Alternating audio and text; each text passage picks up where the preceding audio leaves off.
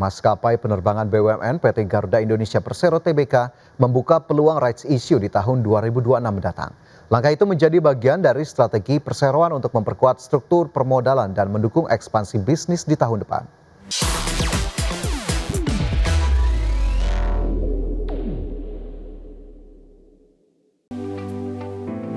Maskapai penerbangan BUMN PT Garuda Indonesia Persero Tbk membuka peluang bisnis rights issue sebagai bagian dari peta Jalan Aksi Korporasi 2026 guna memperkuat kinerja bisnis grup.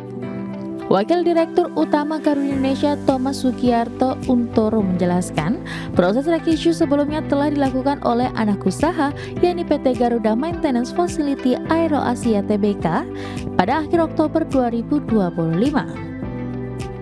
Kedepan perseroan tidak menutup kemungkinan aksi serupa bakal dilakukan.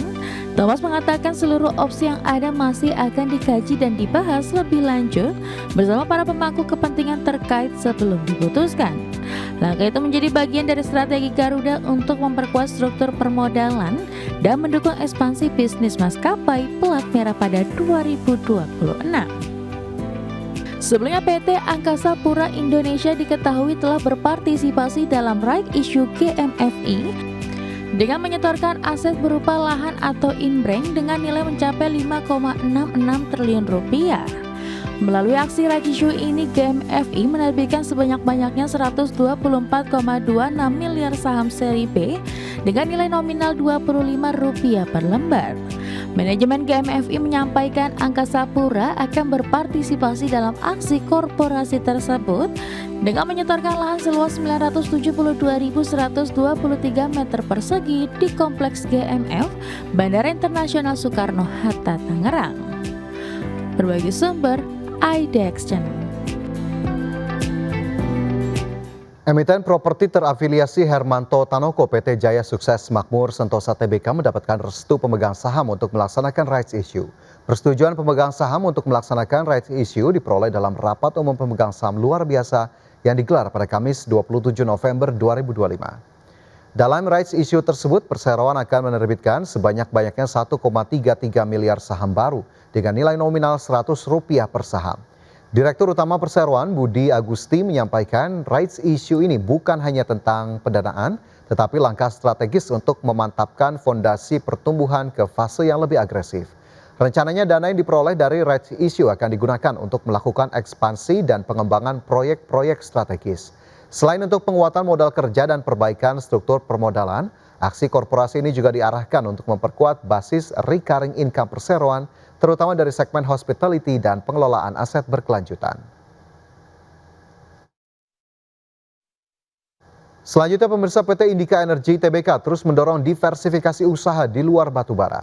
Targetnya pendapatan dari segmen non batubara bisa menyentuh 50% pada tahun 2028. PT Indika Energi Tbk atau INDI mulai menggenjot bisnis non batubara untuk mengurangi ketergantungan pada Kideko sebagai kontributor utama pendapatan.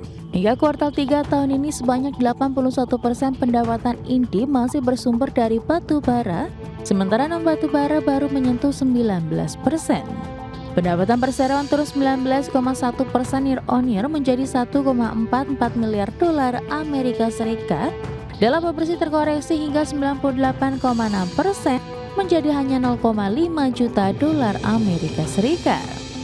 Untuk menggenjot kontribusi non batubara, INDI mendorong percepatan proyek tambang emas Awak Mas yang saat ini sudah mencapai progres konstruksi 43%. Dengan realisasi biaya 234 juta dolar Amerika Serikat hingga akhir Oktober 2025. Uji coba produksi emas direncanakan pada akhir 2026 dan produksi komersial ditargetkan pada kuartal pertama 2027. Sebagian besar capex 2026 akan difokuskan untuk mempercepat pengembangan proyek ini. Di segmen kendaraan listrik, INDI terus memacu penjualan motor listrik merek Alfa yang sudah memiliki 3 model serta mulai memasuki segmen penjualan B2B bersama perusahaan logistik, e-commerce, operator ojek online, dan PLN. Lebih dari 50% penjualan Alfa saat ini berasal dari pasar B2B. Di saat bersama melalui Invi, Indi juga menjadi kontributor dan penyedia solusi transportasi bis dan truk listrik untuk sejumlah sektor. Analis menilai target kontribusi non-batubara 50% pada 2028 masih realistis selama proyek Awakmas berjalan sesuai jadwal dan bisnis kendaraan listrik terus bertumbuh. Berbagai sumber, IDX Channel. Pemerintah optimistis jelang akhir tahun atau kuartal 4 2025, pertumbuhan ekonomi bisa mencapai level 5,4 hingga 5,6%. Salah satu faktor pendorongnya adalah adanya belanja pemerintah yang akan cepat diselesaikan pada penghujung tahun. Menteri Koordinator Bidang Perekonomian Erlangga Hartarto memimpin rapat Satuan Tugas Percepatan Program Strategis Pemerintah. Rapat ini fokus mengakselerasi efektivitas kebijakan dalam mendorong pertumbuhan ekonomi triwulan 4 2025 melalui percepatan investasi, penyelesaian program prioritas serta dukungan pembiayaan dan aktivitas ekonomi nasional, termasuk sektor UMKM dan sektor produktif. Usai rapat, Menko Perekonomian Erlangga Hartarto mengungkapkan bahwa potensi kontribusi pertumbuhan ekonomi Indonesia yang bisa dicapai di kuartal 4 2025 berkisar di level 5,4 hingga 5,6%. Angka pertumbuhan ekonomi ini cukup optimis, didorong oleh adanya belanja pemerintah yang akan dituntaskan pada penghujung tahun ini. Terkait akselerasi belanja pemerintah, terutama kementerian yang beranggaran besar, kemudian mendorong realisasi program prioritas Presiden, yaitu mulai dari MBG, sekolah rakyat, cek kesehatan gratis, listrik pedesaan, kampung nelayan, dan lain-lain, dan stimulus ekonomi yang sudah diluncurkan termasuk BLT Kesra. Nah, kesiapan Nataru, nanti program diskon transportasi ini sudah disiapkan terkait dengan diskon tarif tersebut mencakup tiket kereta api, angkutan laut, angkutan penyeberangan, angkutan udara, dan dari Kementerian PU-PERA sudah menyiapkan terkait dengan tarif diskon tarif tol.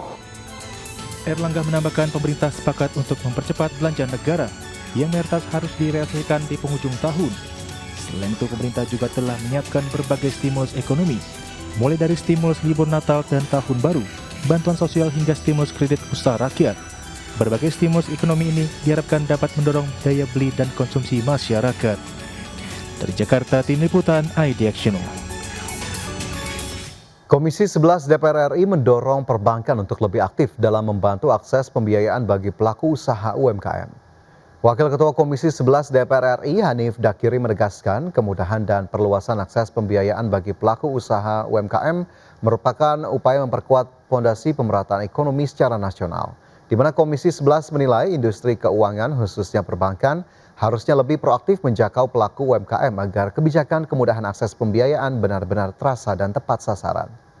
Yang pada intinya adalah memberikan kemudahan akses bagi UMKM untuk mengakses pembiayaan di perbankan. Nah, kita mendorong agar OJK sebagai regulator dan sekaligus pengawas perbankan untuk benar-benar bisa menyiapkan instrumen yang memadai melalui POJK 19 ini kepada institusi perbankan maupun lembaga keuangan non-bank untuk memastikan agar UMKM benar-benar lebih mudah